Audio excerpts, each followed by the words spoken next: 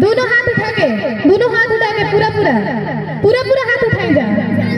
के भैया से प्यार करेला पूरा पूरा हाथ उठावे के बा।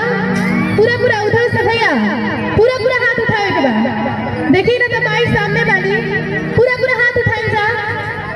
पूरा पूरा इधर से भैया देखी हमारे भैया लोग कितना अच्छा प्यारा हाथ उठाता। रउआ लोग भी उठा ले जा। बोली शेरा वाली मैया की, बोली सच्चे दरबार की।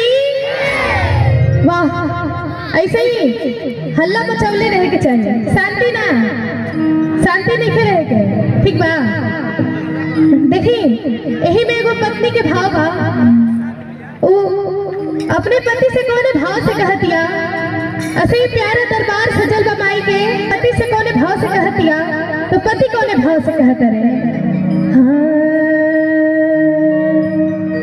कि नया नहर अभी कनिया बड़ो।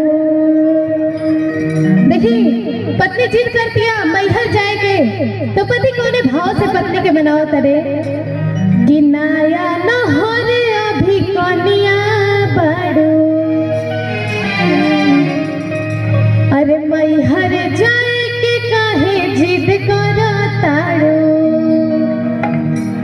कि हम कि नया नहर अभी कनिया बड़ो। अरे मैहर जाए के काहे जिद करो तारो।